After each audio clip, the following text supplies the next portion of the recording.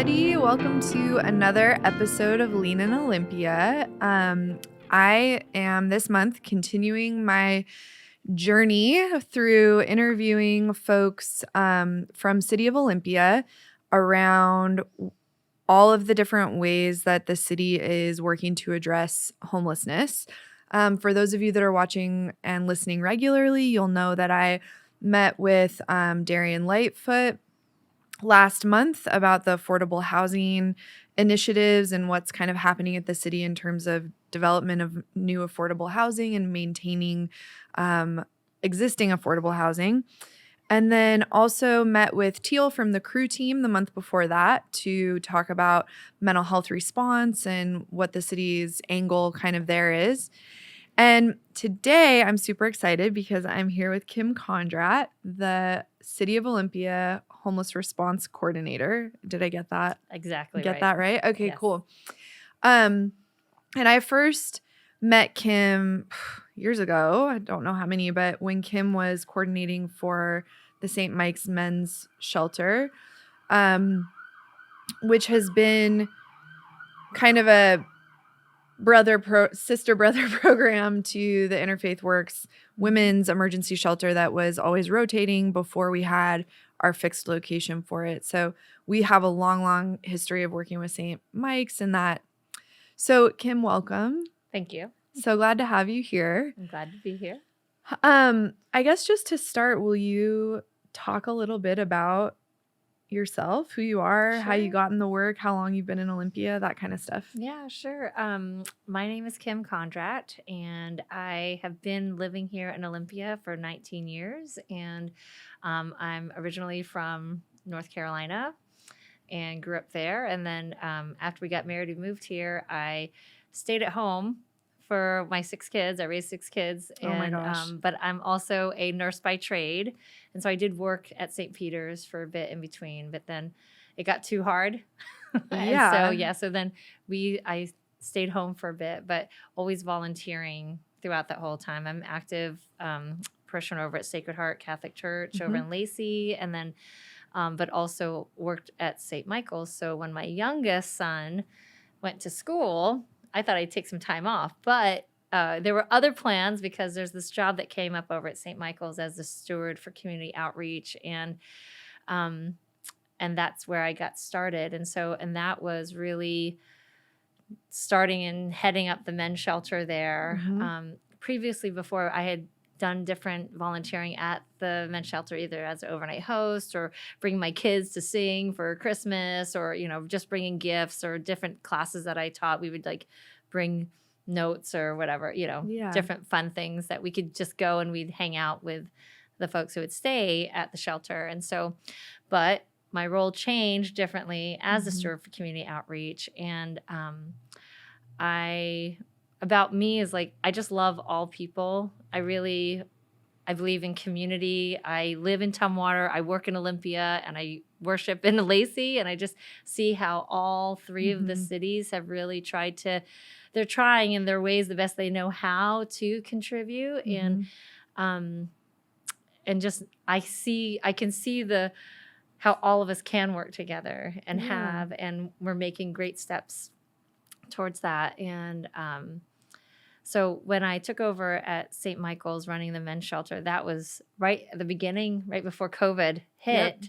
And then my first season. Was that 2019? When I first started, and then. Or it was end of 2018, the first season, November? That I ran over just the end of 2019. Oh, so it was really yeah. when I was there, and then not even the end of the season. That's when COVID hit. They shut everything down. Yep. And then we went and doubled our shelter from 15 to 30. And, I'm really appreciative to Father Jim at St. Michael's and Father Tim over at Sacred Heart, because it's a combined shelter at Sacred Heart and St. Michael's, where St. Michael's would cover 4 days of the week and Sacred Heart would do 3.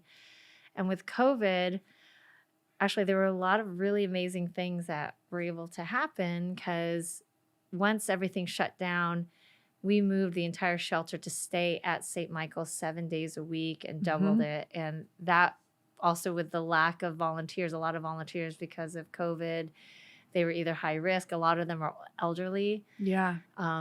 it was challenging, but yet we were able to do it because St. Mike's and Sacred Heart's shelters run entirely on volunteers, except for the one position as the steward Yeah. for community outreach. So, And it's been like that for 30 years, probably, or getting I think close. it's probably closer to 20 because I know Okay.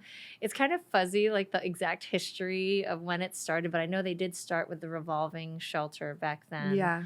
And so, and when we did expand it over, then Sacred Heart, the Hallen Hall where they had it was available and there were no events. And Father Tim agreed to let us have hygiene services over there, and which was really amazing too, because when the community care center had shut down, there wasn't anywhere for anyone to go. And so with school being out, I could bring my kids and all my friends' kids. And so we ran it with like 4 or 5 adults and like 20 kids.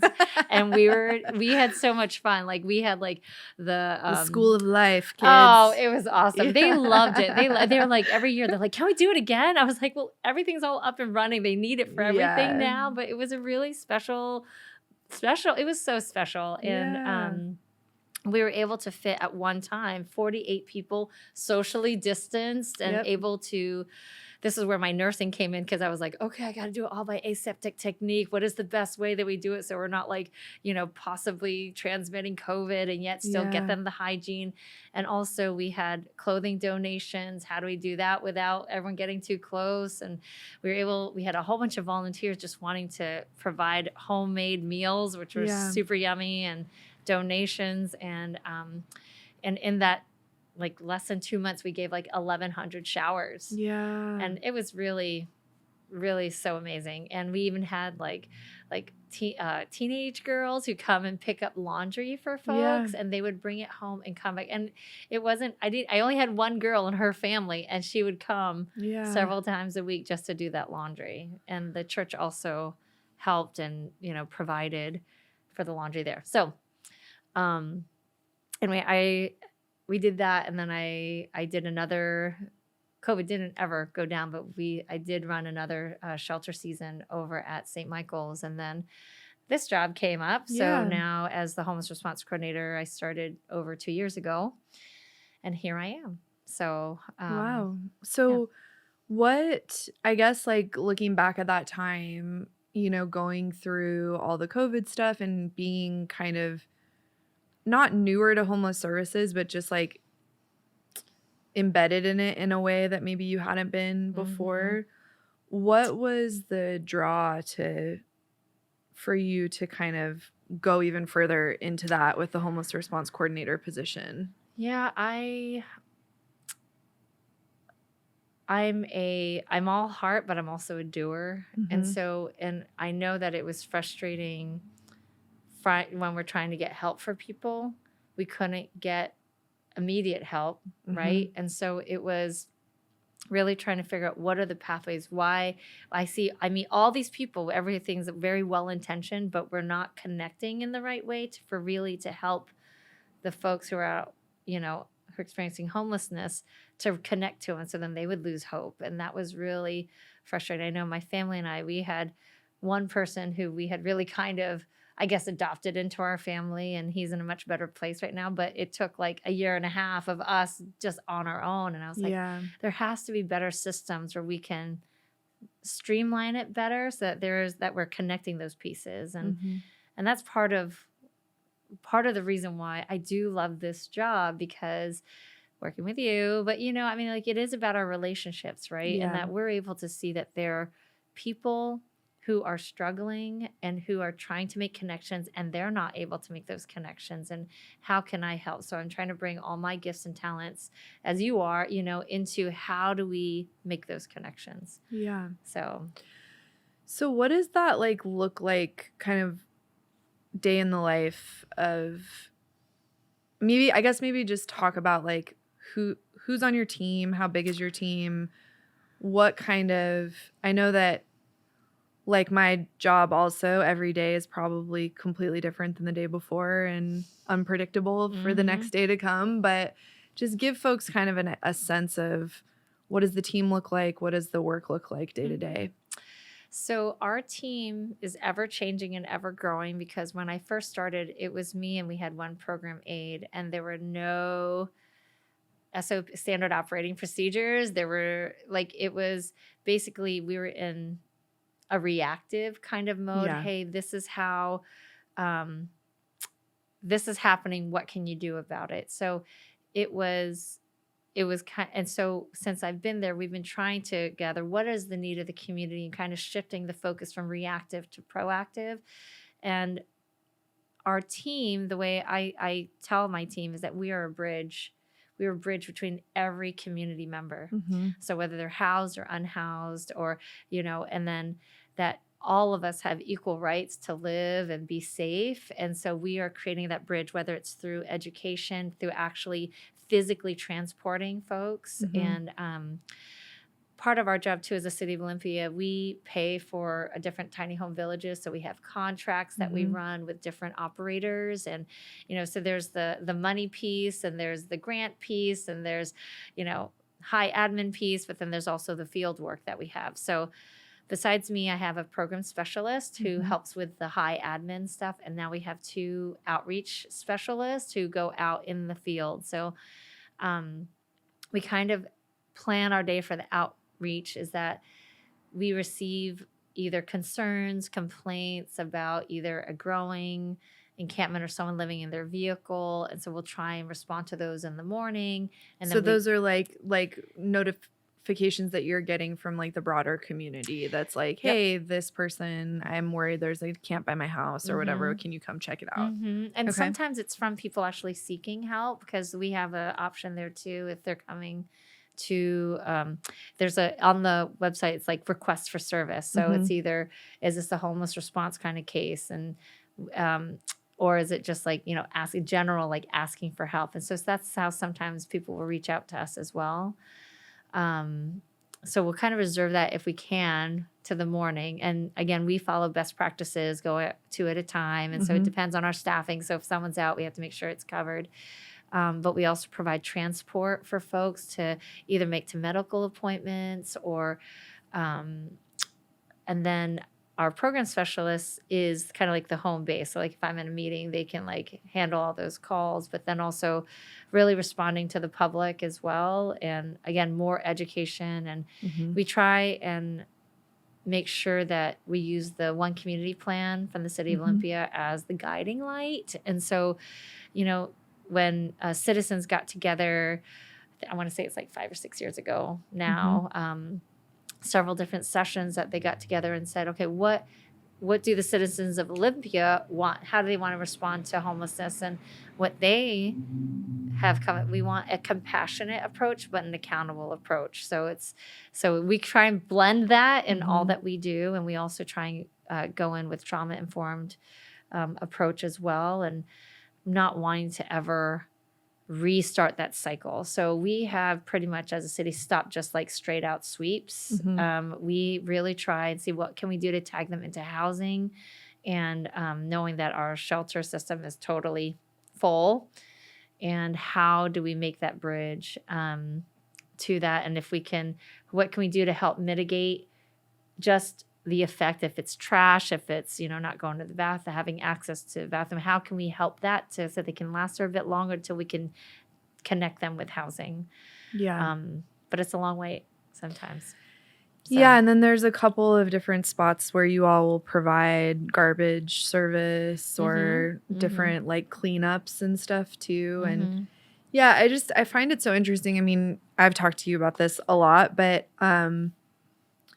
and I'm sure that I've mentioned this with the other guests as well, but it's just, I think, so important for the community to understand that before 2018, before the Home Fund passed, there was no one at the City of Olympia that you could call directly to say, I'm worried about this person, or I need help, or I'm concerned that there's an encampment that's, it just, I mean, I don't fully remember, but I feel like it just went to Public Works, or it went to the clean team, or it went to police, or, and so just to think that, obviously there's so much work to be done and a lot of need in our community, And I think that it's really amazing just to see how much capacity, like when I was first advocating for the low barrier shelter to get open, one of my biggest asks to the city was to have one dedicated staff person at least who was a homeless liaison for the city. And so now to see that there is much more capacity for it, I think that this is a huge issue that is going to take as long to solve as it took to get us to this point, which is about 50 years of policy changes and funding cuts and all of these things on the federal, the state, and the local level that have created mass homelessness as we know it today. And it's going to take us a very long time to get out of that. And I think that, City of Lacey just now has hired your kind of counterpart. Yes. Is that correct? But I haven't met them. We haven't met them, but we've heard that is the case. And City of Tumwater is still so small that there's not a dedicated team there. But yeah, so I just kind of want to provide that context for community members because I think it's really easy for people to be like, that sort of like, what is the city even doing? Or nothing is happening, or I'm only seeing things getting worse. And so therefore whatever's going on isn't working. And it's just a lot more complex than that, as you know. One of the other things that I'm really, when we talk about Maslow's hierarchy, a lot of the focus, of course, we need housing, but they kind of take it instead of the triangle being like the basic needs, like food, water, shelter, and then love and belonging is up here. They kind of flip it over. They're saying really people need to feel like they belong and have that love and belonging. And so I've tried to bring that more into our community at the tiny home villages of like, because it's almost like people are willing to be miserable with other people instead of going alone to a better situation. And just have that is one of the things I think the wider community doesn't understand, is that you need your people with you, to be able to support you. And we try to do that as best as we can. So anytime we're moving, we're trying to move them in groups as they're choosing to, so they get to a safer place. And Darian Lightfoot was working so hard on bringing in like so many different housing options and just can't get here soon enough. So yeah, I mean, we hear that all the time at Unity Commons, especially for the folks who moved into the apartments from the shelter, that we're all living in the shelter together. And we hear that all the time, that like moving in with people that they knew already, like just knowing that even if they've got their own apartment for the first time, which can feel very isolating and scary if you're used to living around 40, 50 people all the time.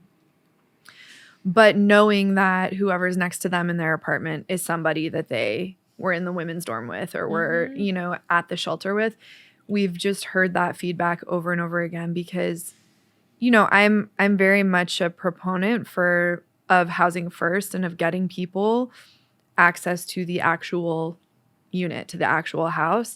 But it can't be housing only. It has to be housing first, and then continuing to have people be part of a community, continuing to have people be able to access the services that they need and have it on their own terms. And so it's very interesting to just have been doing this so long with the city to see that perspective change, because it wasn't always understood in that way. And I think one of the most kind of clear examples of this methodology that you're talking about has been happening around the right-of-way initiative.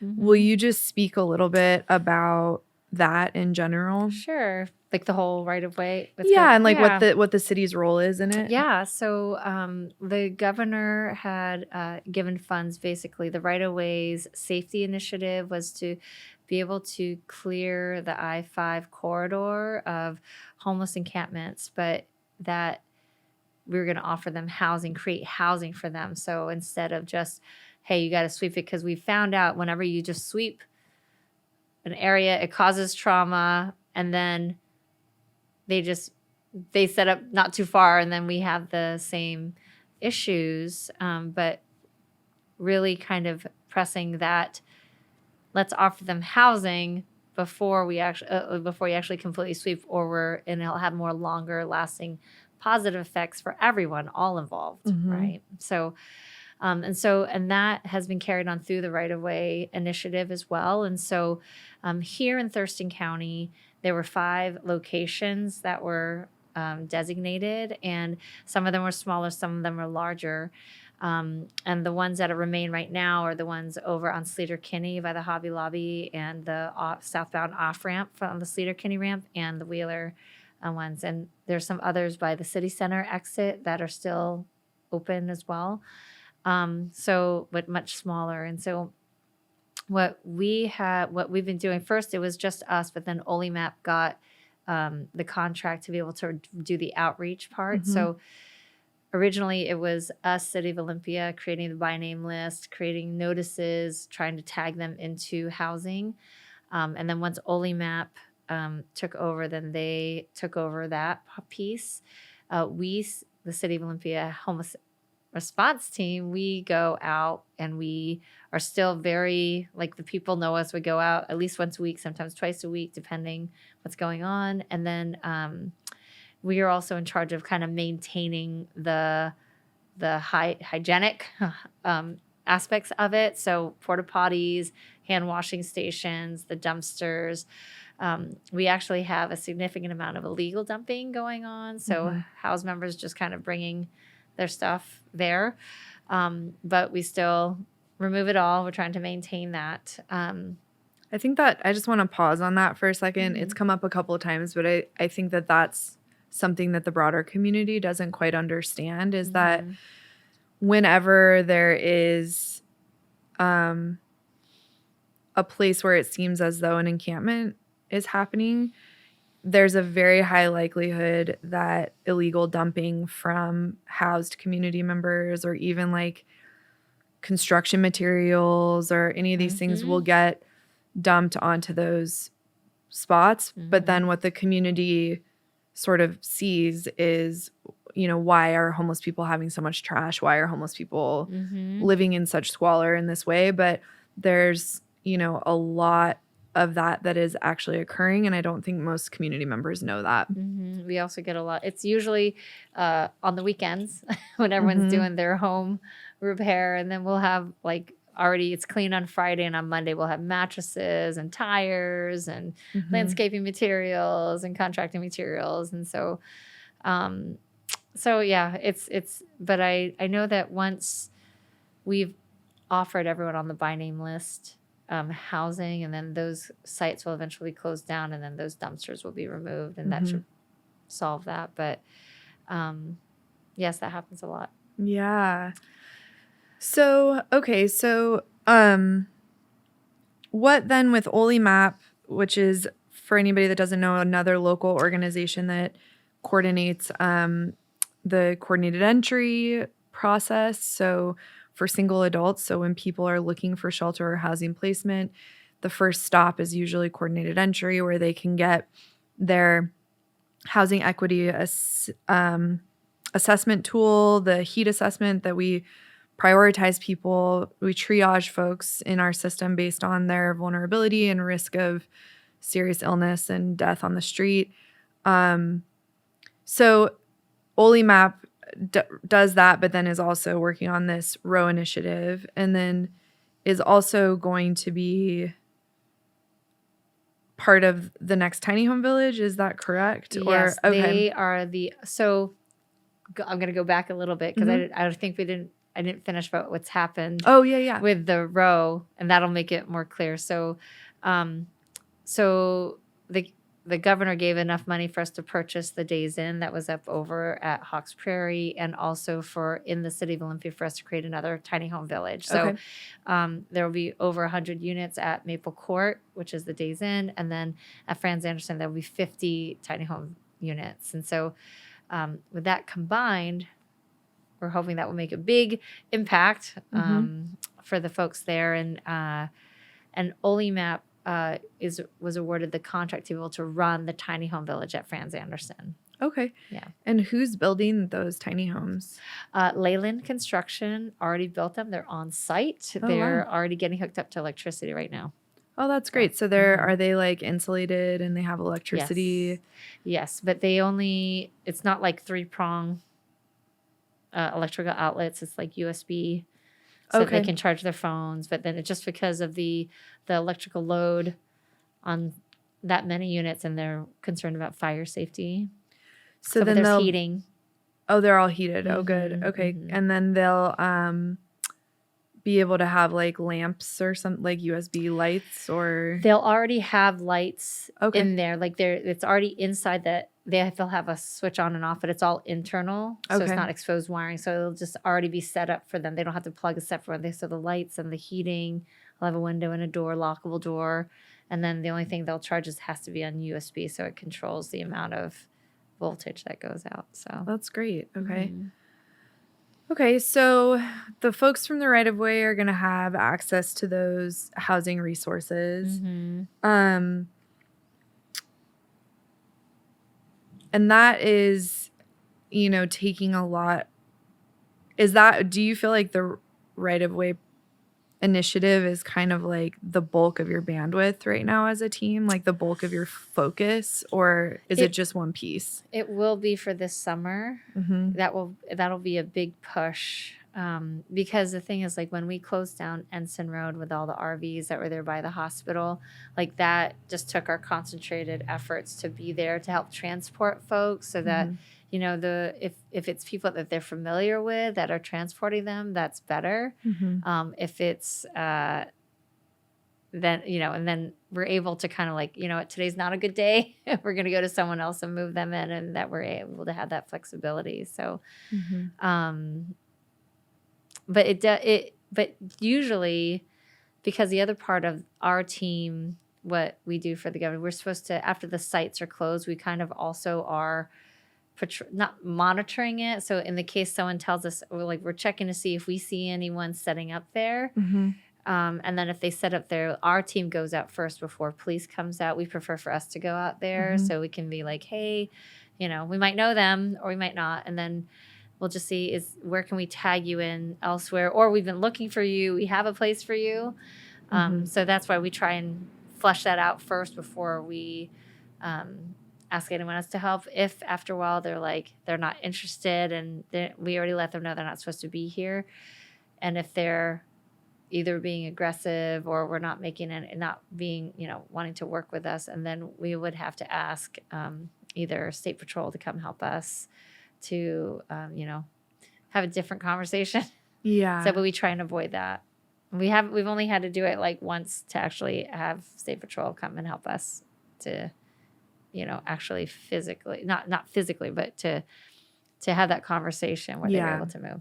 So, and then will you talk a little bit about the Maple Court plan? What does that project and initiative look like? Well, we're hoping, the hope is that by next week or the week after, we'll be able to start moving folks. So Olymap's already primed the first group to be ready for move-in. And so we'll be moving in folks 10 households at a time, 10 or whatever, 10 units at a time.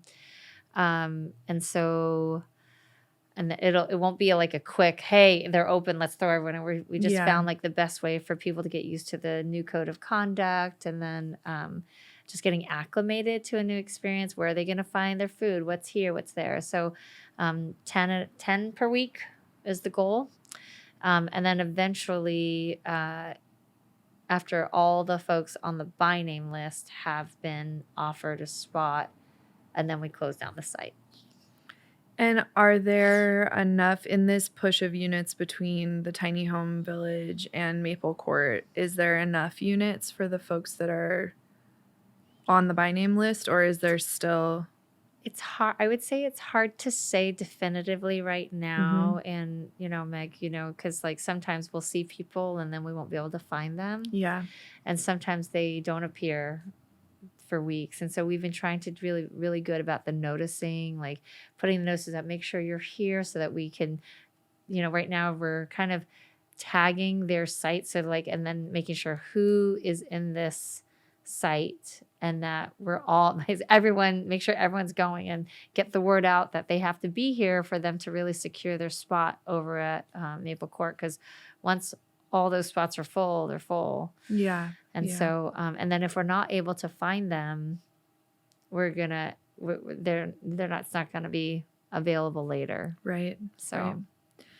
And then we do have a certain number of our beds at the shelter that are set aside as well. And so we've been, while these other housing options have been coming online, we've been placing folks from the right of way, which has been, I think, a really interesting just experience in a different way of doing things. But one of the things I feel really happy about with it is that there have been a couple of like really high needs people that have come to our shelter and have stayed ever since they came. And so I think that, you know, feels like a success in and of itself, Yes. that some of those folks are still with us and hopefully going to have access to other housing options in the future too. Yeah. The other thing too what we've tried to do, this is like part of my broader work, but also will carry on with the row, is that before someone is negatively exited out just straight into homeless, we're trying to create a net. So is there a way that we can transfer them some other place, either through coordinated entry or, before we just say, hey, too bad.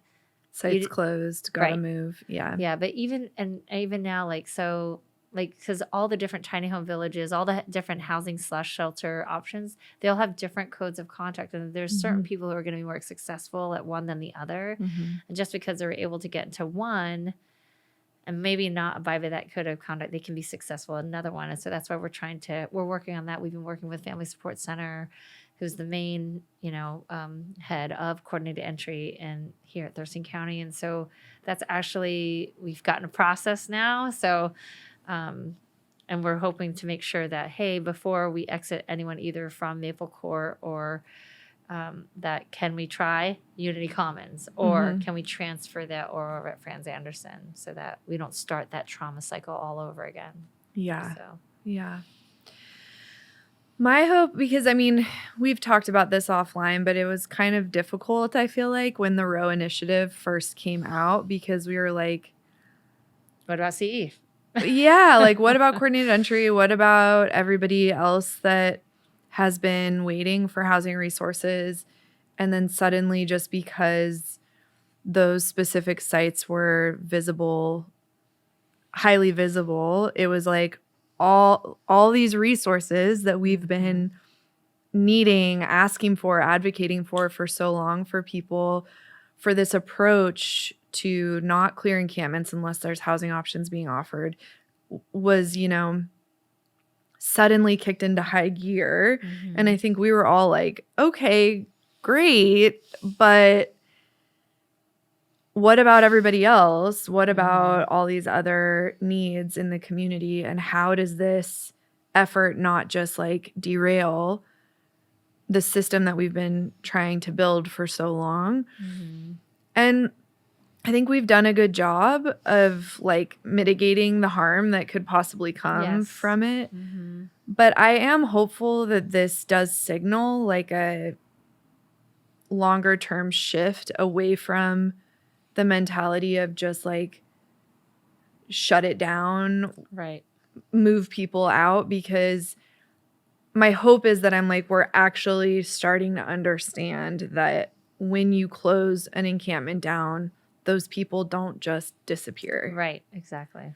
And so I feel like that's a big reason why Interfaith Works wanted to be part of the Row Initiative, was just because we have to have a different way than what we've been doing, because clearly what we've been doing to manage encampments has not been successful. Exactly, yeah.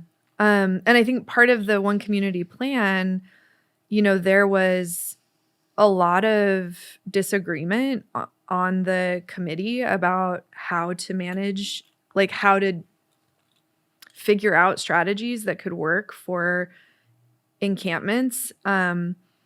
All the way from, some folks on the committee saying that we should just leave people alone and let them live where they need to live, and all the way to folks like no one should ever be able to be in a tent legally anywhere, right? Mm-hmm. And so what we finally came to was we need to have really clear understanding as to why encampments are going to be closed down. There's some sort of life safety issue. There's some sort of fire safety issue, something like that. And then giving people enough notice and information and consistent communication for that closure to happen, and ideally offering those housing resources. And so Stacey Ray is going to be my guest next month to talk more about the One Community Plan, but I feel like that's a really clear example of that mix of accountability and compassion that you were talking about at the beginning here. Mm-hmm. Well, Kim, I'm wondering, like, when you think, I know that you're like a dreamer. Yeah. And so I'm like, if you had like a top 3 list of like magic wand type stuff to address homelessness in our community, like when you daydream, like what are you daydreaming about? First one, Crisis Stabilization Center.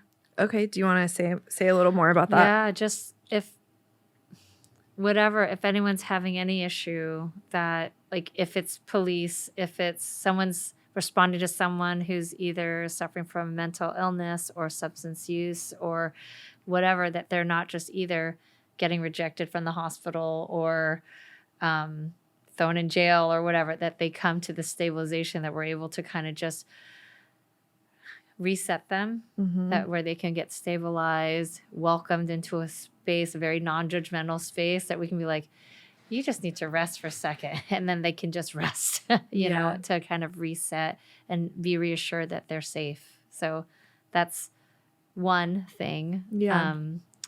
I would also some sort, and I know there's a lot of debate whether congregant shelter or you know, tiny homes or whatever shelter, a shelter that we would be able to take anyone at any time, regardless of their behavior. And again, just that we have those options, because there's a lot of folks who think that people are choosing to be outside, but I know a lot of folks would rather choose to be inside. Yeah. And but there's sometimes too many expectations where they feel like they wouldn't be able to succeed that way, so they've already given up hope. They already have experienced so much trauma, they don't see the way out, and it's like that they would just want to be able to reset them there. So a shelter, crisis stabilization center, and then I'd love to have a kind of a peer / just community network where it's a mixture of all people in our community, housed and unhoused, who are just willing to just be companions, you know, that just, you know, we can't ever have too many good role models in our life, you know, and people that even though they're experiencing homelessness right now, they don't always necessarily just need to be only surrounded by homelessness, and that's their, like, they have hopes and dreams and want to create a space where they can just, you know, be who they were created to be, right? And then have so that kind of like some more community, like broader community integration kind of for stuff. sure. But also, I think a lot of the complaints that I get, it's driven by a lot of fear. You know, a lot of folks, they don't understand what other people experiencing homelessness are going through, and only just see the behaviors, and those behaviors impact them negatively, so they only kind of see that. And I think if they're able to see a different side of, like, you know, just how we're kind of really understanding with either whoever we're living with, like sometimes we all have bad days, you know, but I don't only just want to be seen from my bad day. Yeah. You know, that I have my good days too, and that I'm wanting someone to see the potential in me, that I'm not just only that, I was just really having a bad day, right? Yeah. And then if given the opportunity to rest, to create, to, you know, recharge, I could be my better self. Yeah. You know, and, but it's all of myself. Right. Yeah. So yes. Well, I love all that. I mean, I think too, like, is there anything that on that kind of like fear response, dropping in on people's bad days, but not seeing the whole picture, is there anything else that you like really wish the community understood? Yeah. When I've seen people, the thing that I've said to people that seems to almost like I can be coming up to someone who's like screaming and yelling, and then, usually with my outreach pack, like I have stuff to, offer them, but I'm like, just even stuff like, and me just asking, are you okay? That almost like that stops them and they're like, actually, I'm not doing okay, and then just that automatically, because once they feel like they're not seen or, only seen as a certain way, then, so that's one thing. It's like, and, I know that people don't have as much, I guess, comfort. I guess as a nurse, I'm used to, and 6 kids, used to a lot of noise. So I'm like, I can see behind that, I can see the goodness behind it and also just the need behind it. Hey, maybe they just haven't slept for 3 days. Maybe they haven't eaten for 3 days, like there's all these different, possibilities that are going through, and that, just taking that time with them makes a big difference. And, so there's that one. I would just say also, just like, we do need our whole entire community. It's just like that. They say it takes a village. Like, I know I rely on my community support, and how we've all supported each other in this hard work that we're doing, and that, that we all have something to give, and, hoping that, we've been reaching out to different faith communities, if anyone would be open to, either a safe parking program on their site, or even like tiny home villages. And, we have different ways that I really think like a faith community with all their love and faith can just love on them, because that's really, I guess if you ask me, what's the answer? I was like, love is really the answer to almost everything. Right. I mean, so can't ever have too much of that. Right. So, yeah. Well, Kim, is there anything that we didn't cover that you would want the community to know about your team, your role, your work? I guess always just giving benefit of the doubt. We're doing the best that we can, and we're always open to trying, but also like, I think just having a focus that it's amazing. We've had to have this conversation. Like, they are real people. Yeah. And I don't think people realize that they talk about them as not real people. Like, they'll either say those people or, as a other. And, we as part of a community, sometimes I've heard other people say, oh, well, hey, they're not from here. That's what's going on in Olympia. We're just, drawing people here. I was like, and for me, how I always thought, a thriving city draws people of all different people. It's a good thing when we draw people. I'm not originally from here, but, I give back my, whatever back to it, because I love this community. Right. Yeah. And that's what I feel like we're all called to do. We come bring our gifts and our talents and we share it. Yeah. And, and when someone is, stronger, I think at sometimes like the stronger ones, we're supposed to help lift up the weak ones. And, one of the symbols I have to remind me is like, I have this elephant on my desk, and it's for like when they talk about the ring of the female elephants, they all kind of grab each other's tails and they create a ring around like the smaller, the babies.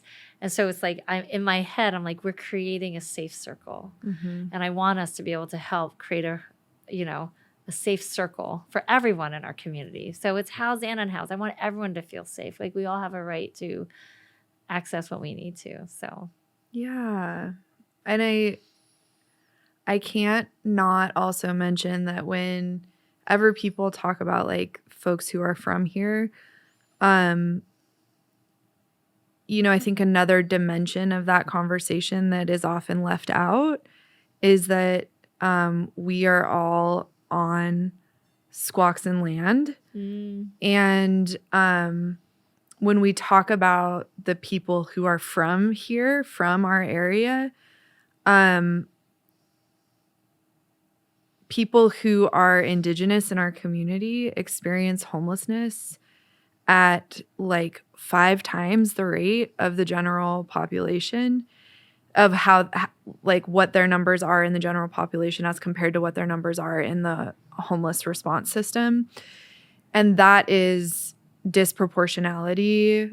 That's what that means. That's how it looks. And it is true for our community. And so when we talk about folks who are from here, I think that is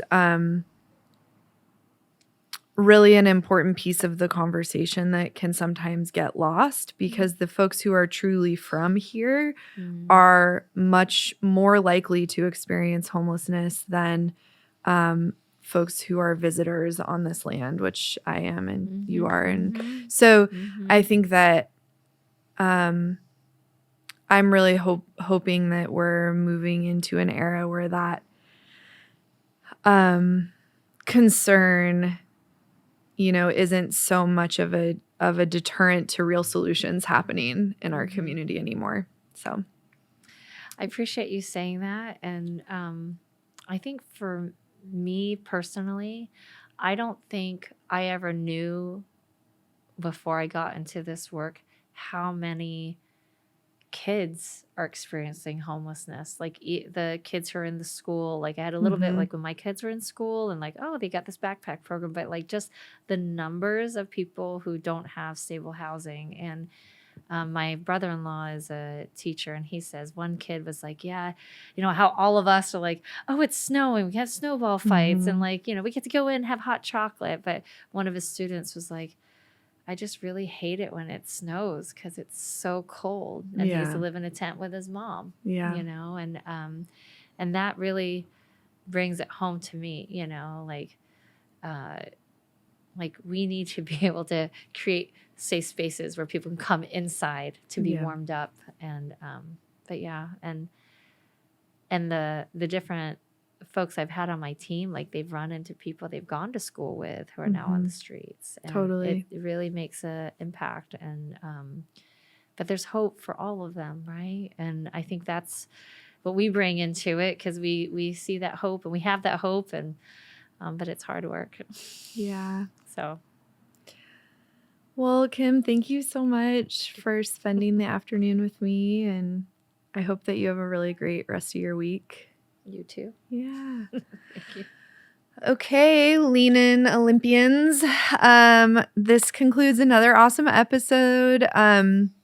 Be sure to subscribe on YouTube, and we always post episodes on our Facebook, Interfaith Works Thurston County, as well as we are now on Spotify for anybody who wants to listen in podcast format. So Corey will be back in a couple of weeks with another awesome guest.